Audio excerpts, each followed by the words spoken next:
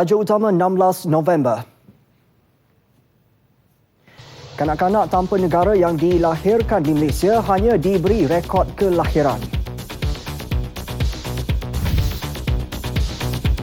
Langkah pengawasan di isu rasuah SPRM tempatkan pegawai di Cameron Highlands. Kemukakan tuntutan palsu 23 kontraktor kelas F ditahan. Teruskan bersama Nasional Awam. Rekod kelahiran dengan ciri berbeza daripada sijil kelahiran warga negara akan diberi kepada kanak-kanak tanpa negara yang dilahirkan di negara ini, khususnya di Sabah. Perdana Menteri Datuk Seri Najib Tun Razak berkata perkara itu yang dibincangkan dalam mesyuarat Kabinet turut memutuskan untuk mengeluarkan rekod kelahiran dengan warna berbeza daripada sijil kelahiran rakyat Malaysia.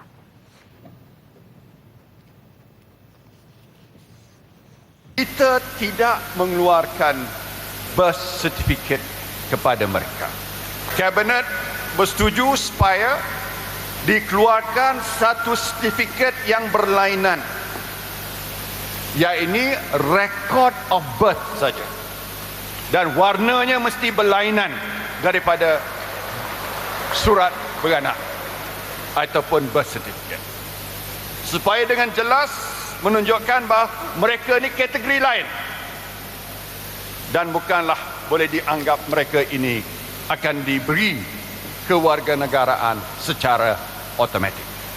Beliau menegaskan perkara itu ketika berucap merasmikan persidangan perwakilan tahunan Parti Bersatu Sabah PBS di Likas. Datuk Seri Najib yang juga pengerusi Barisan Nasional berkata, rakyat Sabah harus jelas bahawa sijil mahupun rekod kelahiran itu tidak akan melayakkan mereka mendapat status kewarganegaraan secara automatik. Bagi Presiden PBS Tan Sri Joseph Pairin Kitingan, keyakinan disuarakan kepada Perdana Menteri dalam mencari jalan penyelesaian terbaik demi kedaulatan negara.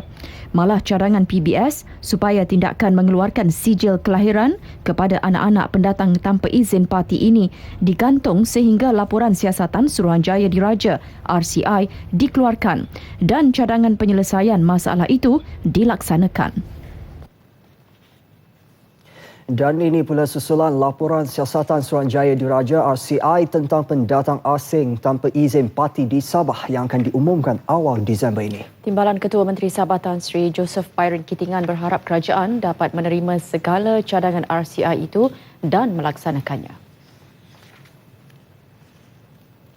Mendengar berita bahawa laporan Suruhanjaya Siasatan Diraja itu akan dibentang dalam sesi parlimen sekarang ini.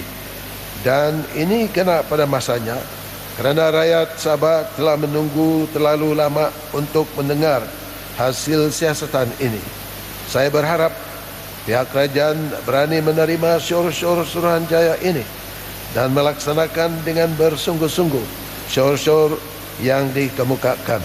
Saya ulangi pendirian PBS bahawa kita yakin Kerajaan Pusat di bawah kepimpinan Yang Amat Berhormat Perdana Menteri akan terus mengambil langkah-langkah yang terbaik dan yang betul dengan political will yang tinggi demi memelihara keselamatan dan kepentingan Sabah serta seluruh Malaysia. Dalam pada itu, Tan Sri Pairin memuji langkah Kawasan Keselamatan Khas Pantai Timur Sabah (ESKOM) untuk menguatkuasakan perintah berkurung di 6 daerah dalam Zon Selamat Pantai Timur Sabah (S-Zone) bagi mengawal kegiatan jenayah dan penyeludupan. Program Tanggungjawab Sosial Korporat CSR Petronas di kawasan luar bandar Sabah akan dilancarkan awal tahun depan bagi memastikan pembangunan yang lebih seimbang bandar dan luar bandar. Jelas Perdana Menteri Kerajaan Persekutuan berhasrat untuk membantu agar pembangunan seimbang turut dikecapi antara negeri-negeri semenanjung dengan Sabah.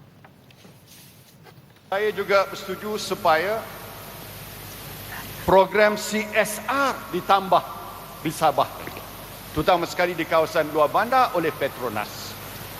Dan saya akan datang pada awal tahun hadapan untuk melancarkan program CSR ini di Sabah. Menunjukkan bahawa kita beri banyak lagi Tadi Datuk Fairin sebut sekolah, luar bandar, rumah, orang susah. Ini semua kita mesti bantu lebih lagi. Sebab hasrat kita ialah supaya pembangunan di Sabah ini seimbang dengan Semenanjung. Agenda ini belum lagi tercapai, saya akui. Belum lagi. Tapi kita sedang bergerak ke arah itu.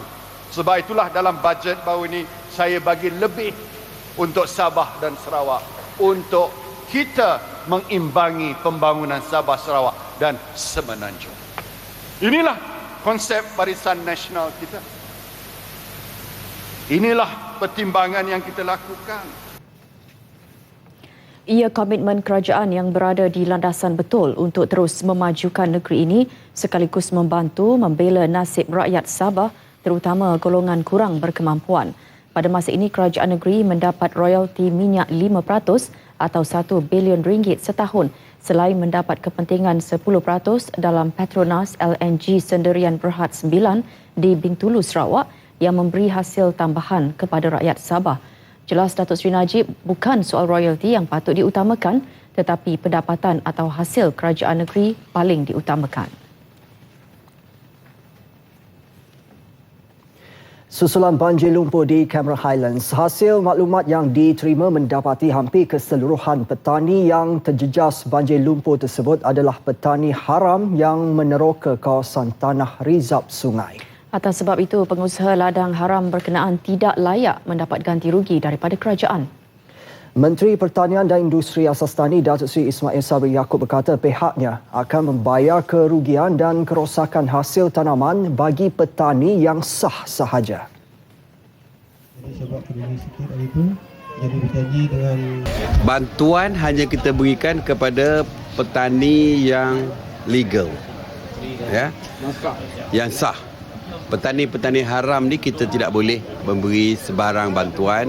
Dari segi bantuan banjir ke bantuan apa sekalipun. Sebab kerajaan tidak boleh menggalakkan. Kalau kita bagi bantuan, bermakna kita bersepahat dengan dia orang. Dan kita menggalakkan lebih banyak lagi petani-petani yang mengerjakan pertanian secara haram. Sebab bagi dia, setakat ini pihaknya masih belum menerima sebarang aduan maupun permohonan bantuan ganti rugi oleh petani terjejas. Beliau menyatakannya di Sungai Tuang, Berah. Suruhanjaya Pencegahan Rasuah Malaysia SPRM akan menempatkan pegawainya di Cameron Highlands sebagai langkah pengawasan isu rasuah yang berlaku di kawasan itu. Keputusan menempatkan pegawai SPRM secara sementara itu akan dilakukan secepat mungkin sebelum syur penempatan tetap dibuka dan mendapat kelulusan kerajaan. Perkara itu dinyatakan Timbalan Ketua Pesuruhjaya Operasi SPRM Datuk Seri Muhammad Sukri Abdul dalam kenyataan kepada media. SPRM berharap dapat meningkatkan pengawasan dan pemantauan agar jenayah rasuah di Cameron Highlands ditangani secara menyeluruh. Pada tahun 2013, SPRM sudah mendakwa peneroka haram yang cuba memberi sogokan kepada pegawai pejabat tanah dan daerah Cameron Highlands. SPRM dan Kerajaan Negeri Pahang memandang serius isu rasuah yang berlaku dan berharap orang ramai bekerjasama menyalurkan maklumat kepada SPRM. Sementara itu, penduduk yang tinggal di sepanjang tebing Sungai Bertam dan Ringlet diminta berpindah jika tidak mahu terus berdepan masalah banjir pada masa depan. Kerajaan bersedia menempatkan mereka di kawasan selamat menerusi program Perumahan Rakyat Satu Malaysia Prima.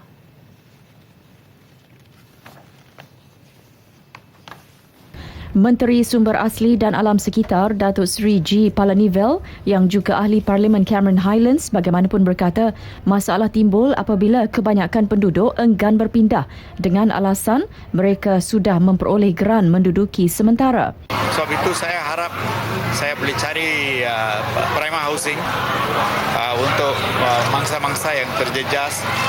Saya mau pindah mereka lah. Itu jadi satu hal yang penting. Saya mau pindah mereka. Beliau berkata demikian selepas menyampaikan bantuan kepada 72 orang mangsa banjir kilat Kampung Baru Ringlet. Sumbangan sebanyak RM1,000 diberi kepada setiap keluarga dengan jumlah keseluruhan RM72,000. Ketika ini terdapat 3 keluarga masih tinggal di pusat pemindahan sementara di Dewan Orang Ramai Ringlet kerana rumah yang diduduki mereka musnah akibat bencana banjir lumpur. Sekarang rumah pun tak ada. Saya duduk Dewan juga. Anak 3 orang, saya sambil 5 orang. Ya. Dewan juga duduk. Belum sudah 2 minggu. Orang yang pegang Dewan ni dia kata lagi 3 hari saja bagi dia. Mesti nak keluar. Dia orang nak pergi mana? Duduk di tengah jalan ke? Ha? Tolonglah. Kalau boleh saya nakkan tapak untuk buat rumah itu. Tapak rumah tak apalah saya buat sendiri. Saya nakkan tapak. Sebab apa? Jadi orang kata tapak yang lebih selamat lah. Jabatan Bomba dan Penyelamat Malaysia akan melakukan persediaan bagi menghadapi musim banjir dan kemungkinan bencana alam dengan menyemak semula prosedur standard operasi SOP. Ini termasuk membuat penambahan peralatan yang akan digunakan untuk operasi menyelamat. Menurut Ketua Pengarah Jabatan Bomba dan Penyelamat Malaysia, Datuk Wan Muhammad Noor Ibrahim, peralatan seperti bot penyelamat, trak dan kenderaan pacuan 4 roda akan diselenggara bagi memastikan ia dalam keadaan baik untuk digunakan. Salah satu punca kebakaran yang kita nampak ialah berpunca daripada kaitan dengan elektrik. Ini punca utama di rumah, kemalangan di rumah, kebakaran di rumah. Dan ini berlaku pasal kita dah bagi tahu dia punya punca dia overloading. Kan? Dia overload 70% punca daripada kaitan dengan elektrik. Tambahnya jumlah peralatan juga akan ditambah menjelang hujung tahun ini yang mencecah kos RM40 juta. Perbincangan dengan pelbagai agensi seperti pihak hospital dan polis juga akan diadakan. Sementara itu, menjelang tahun 2020, sebanyak 150 buah balai bomba kategori saiz D akan dibina bagi memudahkan operasi menyelamat. Semua jabatan dan agensi terlibat pengurusan banjir di Kelantan sudah bersiap sedia menghadapi kemungkinan banjir sepanjang musim tengkujuh ini. Timbalan Pengerusi Jawatankuasa Bencana Kelantan, Datuk Makhtar Mustafa berkata RM400,000 diperuntukkan bagi menyediakan makanan dan kelengkapan seperti selimut dan tikar. Dari aspek logistik pula, sebanyak 75 buah lori disediakan bersama 277 pacuan 4 roda, 168 bot, 23 van dan 2 helikopter. Di samping itu, 3,000 petugas terdiri anggota tentera, bomba dan JPAM sudah sedia untuk digerakkan bagi membantu memindahkan penduduk terjejas banjir. Sebanyak 729 pusat pemindahan dan 170 pangkalan hadapan telah dikenal pasti di setiap daerah, antaranya di Kuala Krai, Pasir Mas, Tumpat, Tanah Merah, Pasir Putih, Machang dan Kota Baru. Jadi saya percaya dengan persediaan yang kita lakukan ini, insya-Allah mudah-mudahan kita dapat menangani masalah banjir di Kelantan. Dan pusat-pusat pemindahan ini kita buat di kebanyakannya di sekolah-sekolah yang telah digazetkan, dan saya ucap terima kasih kepada Jabatan Pelajaran Kelantan yang telah memberi persetujuan untuk sekolah mereka digazetkan sebagai tempat pemindahan. Datuk Makhtar bercakap kepada media di Kota Baru. Air hulu yang kuat, fenomena air pasang dan hujan tanpa henti punca pekan Sungai Lembing, Pahang dinaiki air setiap kali musim tengkujuh. Penduduk dan peniaga berhampiran sungai perlu berwaspada dan melakukan persediaan menjelang hujung tahun ini. Menurut peniaga Abdullah Sani Ali, banjir di pekan Sungai Lembing setiap tahun tidak berlarutan kerana ia berlaku hanya dalam tempoh 3 hingga 5 jam. Bagaimanapun penduduknya akan terputus hubungan dengan Bandar Kuantan. Ada kalanya sehingga seminggu kerana jalan raya di kawasan Pasir Kemudi ditenggelami air. Kedai itu yang tahun lepas saya tengah berniaga. Masa tu dalam pukul 10.30 pagi hingga pukul 11. Air naik memang cepat. Sebab kawasan kedai ni dia tinggi. Dia akan penuh di kawasan bandar dulu. Bandar Sungai Lembing akan penuh dulu. Kemudian dia akan bawa ke kawasan Tanjung Selera ni. Baru penuh di sini. Masa itulah kedai-kedai seni semua berpindah.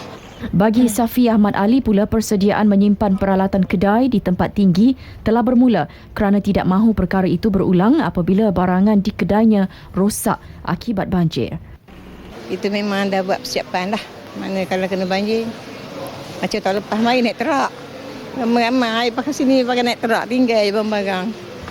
Tahun ni tak tahu macam mana. Sementara itu, Balai Polis Sungai Lembing juga menyediakan bot untuk membawa penduduk yang terjejas ke tempat pemindahan sekiranya berlaku banjir. Dan ini maklumat terbaru.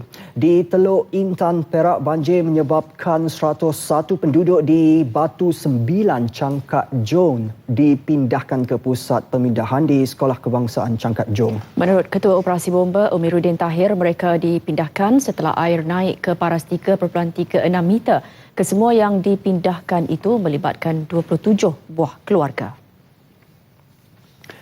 Suruhanjaya Pencegahan Rasuah Malaysia SPRM Cawangan Terengganu hari ini menahan 23 kontraktor kelas F termasuk seorang kontraktor wanita. Mereka ditahan kerana disyaki mengemukakan tuntutan palsu bagi projek baik pulih rumah nelayan di sekitar kawasan Dungun dan Paka. Menerusi satu kenyataan, pengarah SPRM Terengganu Zainal Adam berkata kesemua suspek ialah kontraktor yang dilantik di bawah projek khas perumahan nelayan bagi Parlimen Dungun dan Paka.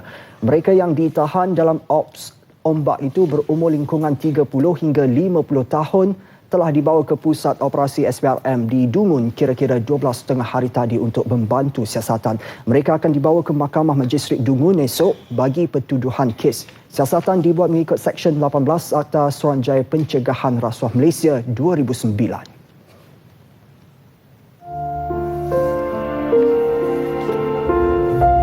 Macam nak jumpa lah kalau dapat kan. Lagi umur dah tua ni, mana tahu dia satu hari nanti tak ada. Tak boleh nak jumpa lah dengan anak tu. Makcik dah rindu dah lama sangat dah.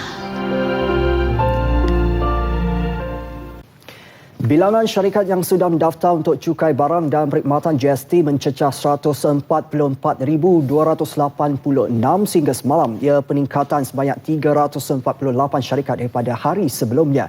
Menurut Jabatan Kastam Diraja Malaysia, pendaftaran untuk GST ini melebihi sasaran kerajaan iaitu 140,000 buah syarikat menjelang akhir tahun. Bagi syarikat-syarikat yang masih belum mendaftar, mereka masih mempunyai masa sehingga 31 Disember untuk berbuat demikian. Struktur cukai baharu ini akan dilaksanakan pada 1 April tahun depan.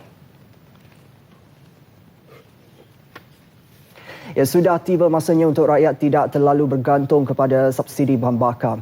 Ia berikutan peningkatan kos yang terpaksa ditanggung kerajaan untuk menampung pemberian subsidi. Untuk 2013 sahaja sebanyak 23.8 bilion ringgit dibelanjakan dan ia akan terus meningkat jika subsidi terus dikekalkan. Untuk itu, langkah rasionalisasi subsidi minyak mampu memberi faedah kepada rakyat dari segi pembangunan.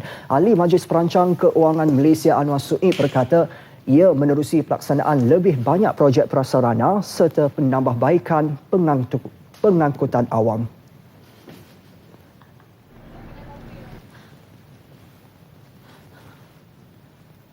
Kalau subsidi itu yang digunakan untuk perniagaan, sudah pastinya ia membantu dalam perniagaan.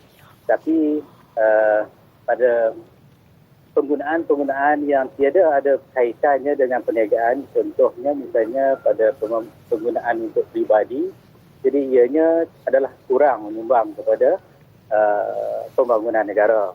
Jadi kalau kata jumlah itu boleh digunakan untuk memperbaiki perkhidmatan awam serta infrastruktur yang lain yang boleh digunakan oleh rakyat, itu adalah lebih baiklah. Katanya rakyat tidak perlu bimbang dengan pengurangan subsidi itu kerana kerajaan sudah pasti merancang pelbagai langkah untuk memastikan rakyat tidak terbeban ekoran pengurangan subsidi tersebut. Dan kerajaan masih menyalurkan subsidi untuk pelbagai barangan keperluan lain seperti beras, minyak masak dan elektrik. Menterjemah aspirasi Komuniti Ekonomi ASEAN AEC menjelang akhir tahun 2015 menjadi tugas paling mencabar bagi Kuala Lumpur selepas secara rasmi menerima tugas sebagai pengerusi ASEAN bagi Penggal 2015. Peranan ini diterima pada hari terakhir sidang Kemuncak ASEAN ke-25 di Naypyidaw, Myanmar. Wartawan Awang Umar Pengiran Apong ada kupasannya.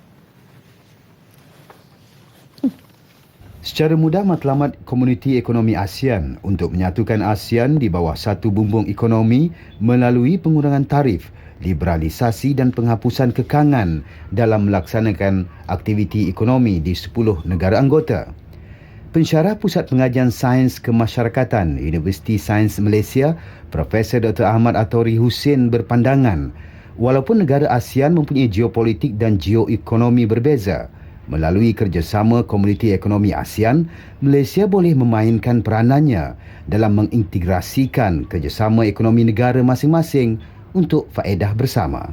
Dengan adanya kerjasama ni, Malaysia terkenal dengan beberapa bidang spesifikasi, bidang otomotif misal kata. Jadi kerjasama ekonomi ini dapat membantu memasarkan produk-produk Malaysia kurang-kurangnya di kalangan negara-negara ASEAN dan negara-negara lain seperti negara Vietnam atau Indonesia.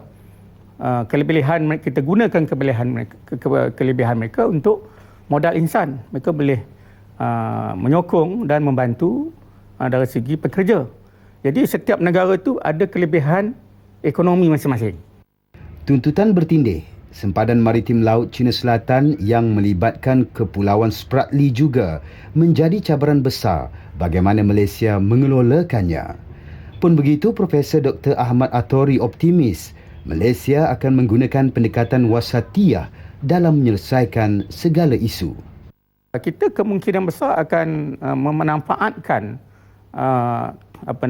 masalah ini dengan cara bekerjasama. Mungkin kita mengadakan kerjasama ekonomi dalam masalah ini. Di Pulau Spratly dipahamkan ada minyak, ada gas. Kita instead of kata orang nak berperang, lebih baik kita gunakan untuk manfaat bersama. Jika diambil iktibar kejayaan diplomasi senyap Beting Serupai, MH17 dan Bangsa Moro, sudah tidak syak lagi Kuala Lumpur mempunyai kekuatan politik untuk menjadi pengerusi ASEAN yang adil. Dalam pada itu, 643,000 usahawan perusahaan kecil dan sederhana PKS perlu mengambil peluang ketika negara menjadi pengerusi ASEAN tahun depan untuk lebih aktif memasarkan produk mereka. Menteri Perdagangan Antarabangsa dan Industri Datuk Seri Mustafa Mohamad berkata, jika usahawan tempatan tidak berbuat demikian, mereka akan tercicir dalam merebut peluang terbaik memajukan perniagaan. Ketika ini hanya kira-kira 10,000 usahawan PKS yang memanfaatkan peluang menembusi pasaran ASEAN dan jumlah itu disifatkan masih kecil. Yang penting kita nak supaya PKS kita menembusi pasaran ASEAN. Kerana pasaran kita ni kecil, 30 juta, ASEAN 620 juta. Bayangkan kalau kita dapat jual kicap, keluaran Kelantan ataupun cili sos daripada Macang atau budu daripada Pekalong Kubur, keropok Pekalong Kubur. Sekarang pasaran kita dalam negara. Bayangkan kalau kita bertembusi pasaran asing di luar negara, sudah pasti ia akan mengembangkan perniagaan. Beliau ditemui media selepas merasmikan program Sosialisasi Produk Halal Kelantan 2014 di Kota Baru. Pelan induk untuk melonjakkan industri PKS telah diadakan bagi tempoh 2012 hingga 2020. Kementerian merancang untuk mengadakan pameran serta seminar yang membabitkan PKS seluruh ASEAN pada tahun depan. Gerakan koperasi disaran merebut peluang melebarkan perdagangan apabila komuniti ASEAN diwujudkan tahun depan. Pelbagai aktiviti ekonomi dapat dirangka bagi meningkatkan ekonomi dan pasaran global koperasi secara dalam talian. Timbalan Menteri Komunikasi dan Multimedia Dato' Jalani Johari berkata, komuniti ASEAN akan menjadi platform terbaik untuk meningkatkan kemajuan sektor koperasi melalui internet. Beliau berharap koperasi negara ini menggunakan peluang tersebut mendapatkan maklumat dan menjual produk mereka. Jumlah penduduk ASEAN 600 juta orang berbanding 30 juta penduduk negara ini memberi peluang kepada pemimpin koperasi mengembangkan pelbagai aktiviti. Apabila wujudnya satu komuniti ASEAN pada tahun 2015, kita gunakan peluang tersebut kerana pasaran lebih meluas.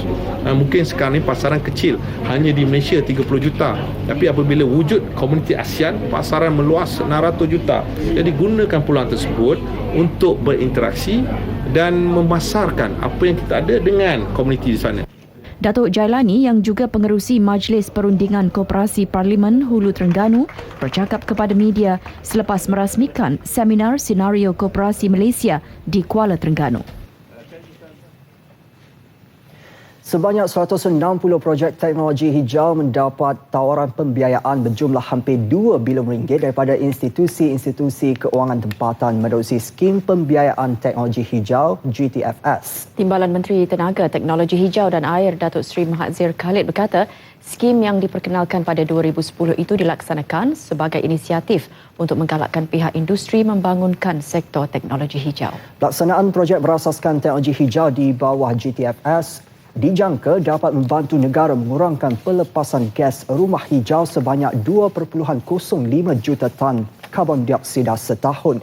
Selain itu, GTFS telah berjaya mewujudkan sebanyak 2,313 pekerjaan hijau serta menjana pelaburan sebanyak 3.9 bilion ringgit dalam industri berkenaan. Di bawah skim itu, kerajaan memperuntukkan sebanyak 3.5 bilion ringgit sehingga tahun 2015. Sehubungan itu, pengusaha industri hijau diminta segera memohon pembiayaan sebelum tempoh tawaran berakhir pada Disember 2015.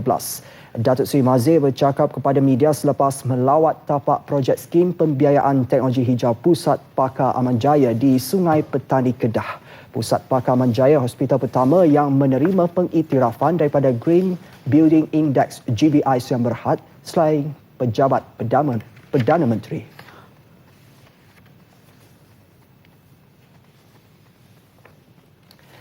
Jumlah ekspor perabot meningkat secara konsisten lebih 6.2 bilion setahun semenjak tahun 2007 sehingga 2013 untuk memastikan sektor industri perabot terus berkembang pesat. Penekanan diberi kepada reka bentuk, bekalan bahan mentah serta penggunaan teknologi terkini. Ke arah itu, Institut Penyelidikan Perhutanan Malaysia FRIM bekerjasama dengan pemain industri dalam berkongsi kepakaran dan teknologi menghasilkan perabot berkualiti tinggi.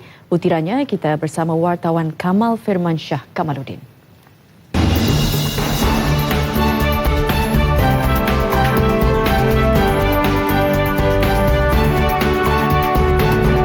Reka bentuk memainkan peranan penting dalam memastikan tahap penerimaan sesuatu perabot oleh pengguna. Oleh itu, reka bentuk yang dihasilkan perlu memenuhi keperluan pengguna dari sudut ergonomik, keselamatan dan keselesaan pengguna. Ketua Pengarah FRIM, Datuk Dr. Abdul Latif Mohamud berkata, FRIM sedia berkongsi kepakaran dan pengalaman menjalankan ujian bagi memastikan perabot Malaysia mencapai standard antarabangsa yang ditetapkan. Apa yang kita nak buat adalah kita pastikan bila kerjasama ni ada dengan FITEC, dengan UiTM, dengan UNIMAS, dengan Majlis Reka Bentuk, kita pastikan kita cuba ubah sedikit design beradaptasikan negara pertama. Yang kedua, makmal-makmal yang kita ada, terutamanya makmal ujian dipakai guna bagi memastikan standard kita tu memenuhi standard dan keperluan antarabangsa. Jadi bila dengan kombinasi begini, kita berharap pengusaha perabot terutamanya bumi putera akan dapat meningkatkan produktiviti, tidak setakat bergantung semata-mata bertongkatkan pada kerajaan. Pada masa kini, pengguna juga amat menitik beratkan aspek kualiti dan produk mesra alam seperti penggunaan bahan dari pokok-pokok perintis. Dia ability dia banyak. Lepas kita buat dia punya logging, dia akan tumbuh sendiri dan selalunya akan dibuang dan sayang gitu. Jadi kalau kita boleh buat R&D, macam mana kita boleh kupas balik dia punya kayu ni, proses untuk jadikan perabot, dan ini adalah dia punya ni lah, ada yang tadi contoh kita tunjuk tadi, macam mana bila kita senuk tu kita buat dia punya perabot, nampak menarik dia punya ni, dia punya perabot yang dia buat tu. Syarikat disaran untuk menghantar perabot mereka ke makmal ini bagi memastikan kualitinya menepati piawaian Persatuan Penyelidik Perabot Antarabangsa FIRA. Sebagai contoh, kita mempunyai ujian kestabilan, ketahanan dan sebagainya. Seperti maklum yang kita ingin memastikan ketahanan kerusi tidak bergerak, tempat penyambungan tidak longgar dan sebagainya. Memandangkan wujud tekanan dari negara pengekspor luar yang inginkan perabot keluaran tempatan berkualiti, secara tidak langsung meningkatkan kesedaran syarikat tempatan terhadap pentingnya mendapatkan pensijilan melalui makmal yang diiktiraf. Setakat November tahun ini, sebanyak 323 spesimen perabot telah pun dibawa ke makmal ini untuk diuji dari segi ketahanan, kestabilan, kekuatan dan impak mengikut piawaian yang telah pun ditetapkan. Setelah itu, syarikat tersebut akan menerima pensijilan perabot dan kesemua perabot tersebut bersedia untuk diekspor ke luar negara.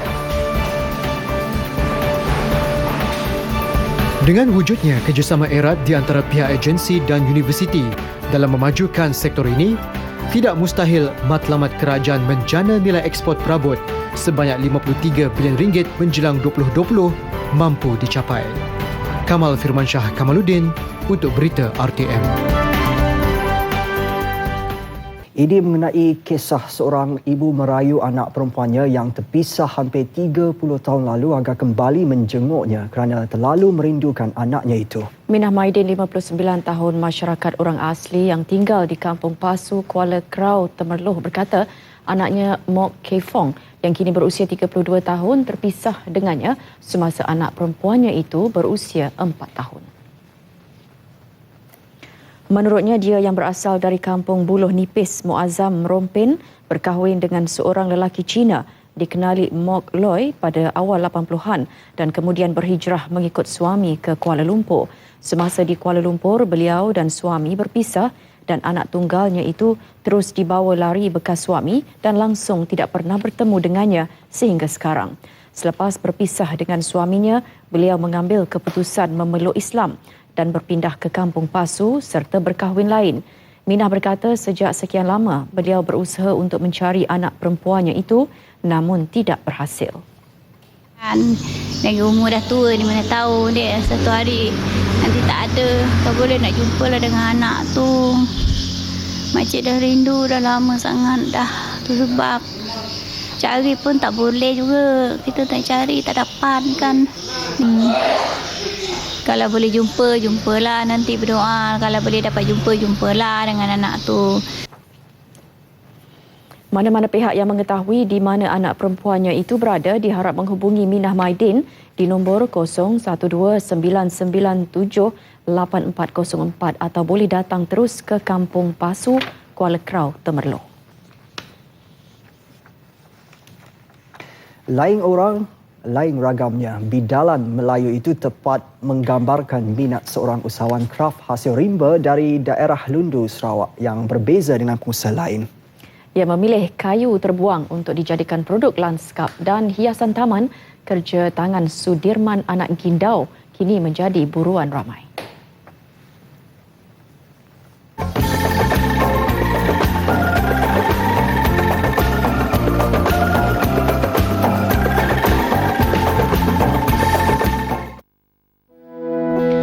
Belas tahun lalu, Sudirman pernah dicemuh masyarakat sekeliling apabila setiap hari mencari dan mengumpul akar serta tunggul kayu. Mula-mula memang mereka beranggapan memang kerja gila sebab mengumpul akar orang tak guna. Tapi sekarang mereka dah, sebab ada pameran apa, kita dah tunjukkan apa kegunaan dan ada hasil, itulah mereka dah sedar. Siapa sangka, dari kayu terbuang, Sudirman berjaya mengolahnya menjadi produk hiasan taman dan arca yang cukup berseni. Namun kayu terbuang yang dipilih hanya dari jenis kayu belian. Ia sememangnya pilihan utama masyarakat Sarawak sejak dahulu untuk dijadikan tiang rumah, tetapi kini hampir pupus di permintaan tinggi. Melihat hasil objek yang diukir dari kayu terbuang, pasti anda kagum dengan kreativiti Sudirman yang dilakukan secara spontan. Tengok dia punya bentuk kayu. Jadi kita macam terfikir satu lagi, kekuatan kayu tu memang nombor satu lah. Sebab tahan dekat panas, dekat luar. Jadi kita gunakan kekuatan tu untuk macam membuat produk. Kita bergantung dengan keadaan akar. Macam kebanyakan kita buat bentuk ni daripada akar kayu, bukan kita bentuk dari macam batang pokok. Sepanjang pembabitannya menghasilkan produk lanskap, tak dinafikan Sudirman perlu bersaing dengan pengusaha perabot kayu yang sudah lama bertapak. Namun Sudirman tidak gentar. Ini kerana hasil kerja tangannya lain dari yang lain. Cuma yang diharapkan, bantuan modal untuk membolehkannya menambah peralatan mesin bagi menyiapkan tempahan yang tak putus-putus. Mungkin kita nak minta pertolongan macam mesin. Lepas tu kita mungkin sekarang ni memang kita tidak mampu untuk bersaing lah. Selain dibantu 4 pekerja tetap, 2 anak lelakinya juga menunjukkan minat yang sama dan sering membantu Sudirman di bengkelnya yang terletak di Kampung Setunggang Dayak. Walaupun agak lewat mendaftar dengan kraf tangan Malaysia, Sudirman tak menafikan banyak manfaat diperolehi sejak menyertainya. Macam kita dapat berikan macam tonjolkan kita punya produk, mereka tolong untuk pemasaran macam cara-cara teknik-teknik membuat sesuatu produk lah.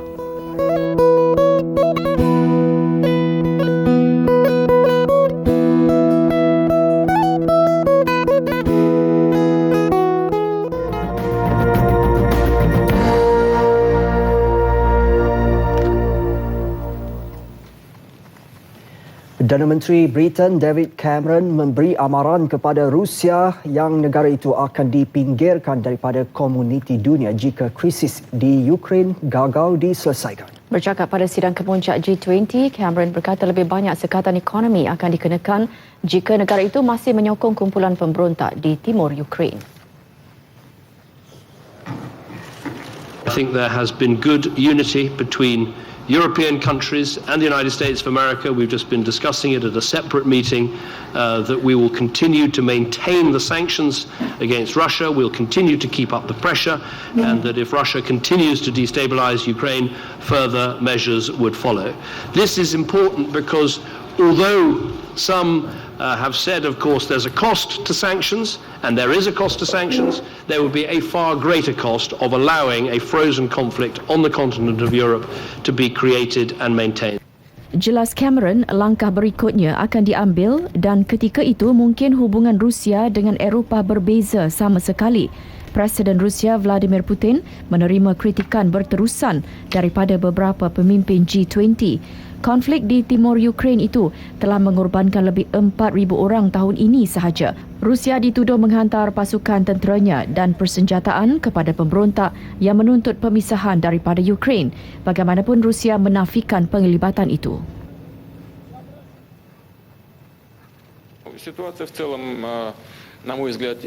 Bagi Putin, ada jalan untuk menyelesaikan konflik berkenaan.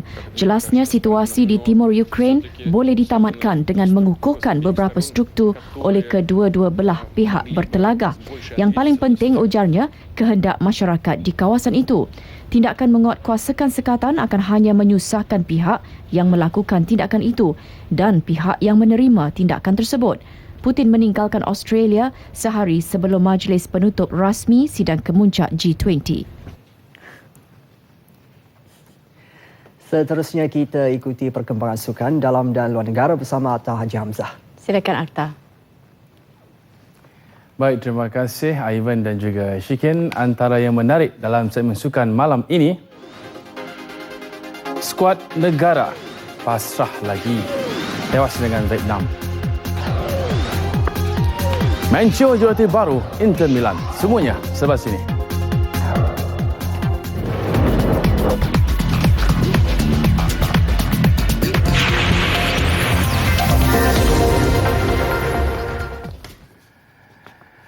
Menteri Belia dan Sukan Kari Jamaluddin Abu Bakar menjelaskan ketika ini pihaknya memberikan tumpuan dan keutamaan kepada pendengaran kes doping jago badminton negara Datuk Lee Chong Wei. Bagi Kementerian Belia dan Sukan, permasalahan yang berlaku perlu diselesaikan segera kerana secara tidak langsung ia bukan sahaja melibatkan maruah sukan badminton tetapi juga maruah sukan negara. Beliau berkata isu lain seperti cadangan menyemak semula fungsi Institut Sukan Negara ISN bukan menjadi keutamaan beliau pada masa ini. Bagaimanapun, isu ISN akan diberi tumpuan selepas kes perbicaraan Lee Chong Wei selesai. Apapun semakan yang perlu kita buat, kita akan memberi tumpuan selepas kes pembicaraan beliau selesai. Itu menjadi keutamaan kita sekarang ni. Chong Wei kini digantung sementara oleh Persekutuan Badminton Dunia BWF selepas didapati positif menggunakan bahan terlarang dexamethasone ketika beraksi pada kejohanan dunia di Copenhagen, Denmark, Ogos lepas. Beliau ditemui ketika merasmikan program Fit Malaysia di Padang MPK2, Kuantan, Pahang.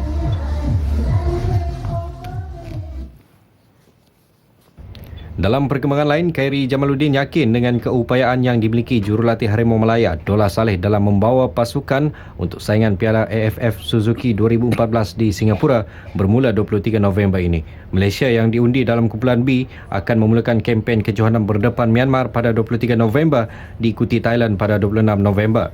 Kedua-dua perlawanan itu akan berlangsung di Stadium Jalan Besar Singapura.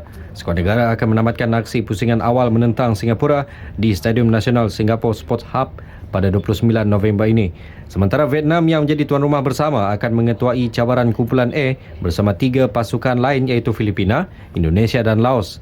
Berdasarkan format kejohanan, 2 pasukan terbaik daripada setiap kumpulan layak ke separuh akhir yang diadakan mengikut format timbal balik. Beliau berkata demikian selepas merasmikan program Fit Malaysia di Padang MPK2, Kuantan, Pahang. Dan ini perkembangan terbaru perlawanan bola sepak antarabangsa Vietnam bertemu Malaysia di Stadium Maidin Hanoi. Rasanya keyakinan Khairi Jamaluddin perlu dilihat kembali apabila skuad Dollah Saleh terus merisaukan peminat bola sepak tempatan menjelang hasil sebenar Piala AFF 23 November ini. Selepas Syria, kini giliran Vietnam mengecewakan Harimau Malaya. Malaysia tewas 1-3 di Hanoi. Turun beraksi dalam perlawanan persahabatan menentang Vietnam di Hanoi, kedua-dua pasukan pamerkan aksi seimbang di Stadium Maidin pada babak pertama. Bagaimanapun Malaysia berjaya mendahului pada minit ke-22 hasil jaringan pemain senior Amri Yahya. Kedudukan 1-0 ini kekal hingga tamat babak pertama. Vietnam memperbaiki permainan di babak kedua. Hasil menjaringkan 3 gol minit ke-46, 56 dan minit ke-81 untuk mengecewakan Dollah Saleh dan anak buah dengan kemenangan 3-1. Aksi dan tumpuan yang tidak konsisten antara punca Vietnam meratah skuad negara. Baik, kita teruskan dengan kejohanan gimnastik artistik kebangsaan Gimnas Negara. Farah N. Abdul Hadi jelas tiada tandingan apabila menguasai all ataupun acara keseluruhan individu wanita pada hari terakhir kejohanan yang berlangsung petang tadi. Ini menjadi satu penanda aras bagaimana sukan gimnastik artistik ketandusan atlet berwibawa untuk diketengahkan, terutama sekali persiapan menghadapi Sukan SEA ke-28 di Singapura. Pada hari terakhir kejohanannya memasuki edisi ke-29, Farah N meraih 2 emas, 1 perak dan 1 gangsa untuk merangkul juara keseluruhan individu wanita. Biarpun gembira dengan keputusan tersebut, namun Farah tetap mengharapkan lebih ramai gimnas muda diserapkan dalam skuad negara yang ketika ini amat terhad bilangannya. Saya punya hope jugalah yang kami punya elite yang kesuai ada lagi elite ada lagi 5 orang. Hopefully dia orang dapat meningkatlah by next year. Tambah Farah, gimnas berpotensi seperti Siti Nur Bahira Ahmad dari Pahang amat diperlukan dalam persiapan kesukan SEA Singapura tahun depan. Saya rasa Siti sebab dia sangat bagus dalam 2 event macam her voting dengan her floor exercise. So saya harap dia ambil ini sebagai macam satu challenge lah untuk meningkatkan dia punya skills, sebab dia skill ada tapi maybe macam dia punya technicality lah, macam kaki straight tu semua. So hopefully we betul-betul perlukan dia untuk kita punya pasukan next year. Farah N meraih emas dalam acara senam lantai dan palang bertingkat, manakala pingat perak menerusi acara melombol dan meraih gangsa dalam acara palang titian. Tempat kedua keseluruhan milik Siti Nur Bahirah dari Pahang, manakala gimnas Melaka Tan Ing Yue ketiga. Dalam perkembangan lain, Persatuan Bersepak Kedah KFA manggil semula beberapa bekas pemainnya untuk diserapkan dalam skuad hijau kuning musim depan. Hingga ke-12. Setiausaha Kehormat KFA Aminuddin Omar berkata 2 bekas pemain Kedah telah menandatangani memorandum persefahaman MOU bersama K. Soleh atau Muhammad Solehin Abdullah dan bekas pemain pertahanan Kedah Mat Sabri Abu. Kehadiran dua pemain tersebut akan menguatkan pasukan Kedah dalam mengharungi saingan di Liga Perdana 2015. Ujarnya lagi, kebanyakan pemain tempatan akan dikekalkan sambil melahirkan keyakinan skuad Helang Merah mampu beraksi lebih hebat seperti yang ditunjukkan pada saingan Piala Malaysia baru-baru ini, malah melangkah bergaya ke separuh akhir. Kedah tidak ketandusan pemain-pemain yang hebat di peringkat tempatan, dan Kedah menerapkan ke semua pemain-pemain ini, dan insya-Allah kita ada banyak lagi pemain-pemain yang berwibawa yang boleh kita terus memberi kepercayaan kepada mereka. Beliau ditemui selepas perasmian penutup Pesta Air Kubang Pasu 2014 di Jitra. Aminuddin yang juga Esko Belia dan Sukan Kedah turut mengalung-alungkan penajaan dari syarikat-syarikat swasta untuk menaja pasukan bola sepak Kedah. Kerajaan Negeri dan Perbadanan Kemajuan Negeri Kedah PKNK adalah antara penaja utama. 12 juta ringgit akan dibelanjakan untuk memantapkan pasukan di samping pengurusan KFA. Baiklah, sekian sukan untuk malam ini. Kita kembali bersama Ivan dan juga Syekh untuk meneruskan Nasional 8. Silakan. Terima kasih, Akhtar. Lagi penemuan fosil gigi, tapak kaki dan tulang dinosaur di kawasan hutan tebal Hulu Terengganu. Penemuan itu hasil penyelidikan sekumpulan ahli sains dan geologi Jabatan Mineral dan Geosais serta ahli akademi beberapa universiti tempatan. Kejayaan itu diumumkan Menteri Besar Datuk Ahmad Razif Abdul Rahman di Wisma Darul Iman, Kuala Terengganu.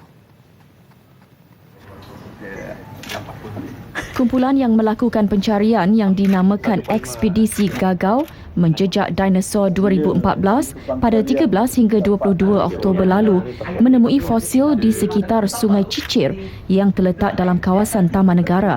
Penemuan itu menjadi rangsangan kepada ahli geologi yang berpendapat negara ini mempunyai pelbagai jenis batu kapur yang dikatakan berusia 56 juga lebih 200 juta tahun. Dua fosil gigi dinosaur dari jenis Iguanodon itu masing-masing bersaiz 1.5 cm dan 2 cm, manakala fosil kesan tapak kaki dinosaur Theropod sepanjang 10 cm, Iguanodon 15 cm dan Sauropod paling besar 20 cm dan paling kecil pula 10 cm. Penemuan ketiga yang paling menggembirakan kumpulan penyelidik geologi ini ialah fosil tulang dinosaur yang sewaktu ditemui bersaiz 30 cm. Selain Jabatan Mineral dan Geoscience, turut terlibat kumpulan warisan geologi, penyelidik dan Universiti Kebangsaan Malaysia, Universiti Malaya, Universiti Malaysia Kelantan dan Universiti Teknologi Petronas. Jadi fosil tulang ni kita jumpa dalam singgapan. Yang di atas tadi tu ialah dalam bongkah. Bongkah ni bermaksud ialah batu yang duduk di situ asal dan mungkin dah bergerak jatuh ke bawah ke bergolek ke bawah. Tapi yang ini kita jumpa in situ.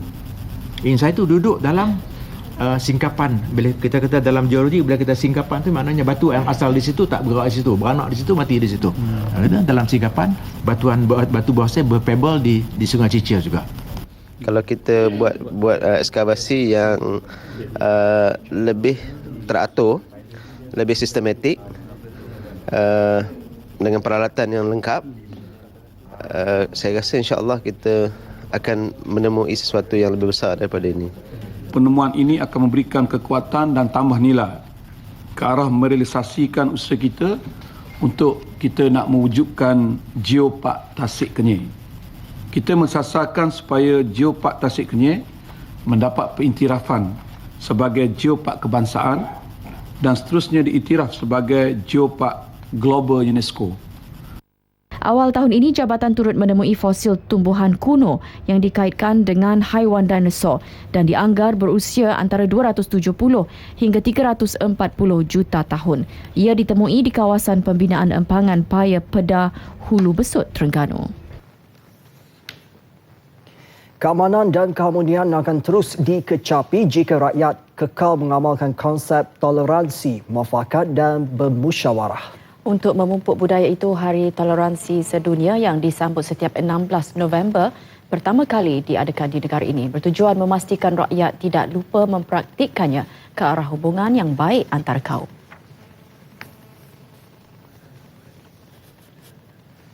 Menteri di Jabatan Perdana Menteri Tan Sri Joseph Kurup dalam ucapannya pada sambutan Hari Toleransi Sedunia 2014 peringkat kebangsaan berkata sambutan ini bertujuan memberi kefahaman kepada masyarakat untuk bertolak ansur dan memahami sensitiviti agama. Untuk itu, sikap toleransi perlu diteruskan menerusi generasi baharu dalam kalangan golongan muda. Di seluruh negara ini, kita mempunyai jiran muda di peringkat rukun tetangga. Kita juga mempunyai klub rukun negara di IPTA dan juga di universiti-universiti. Jadi kita akan menggunakan genre itu, saluran itu.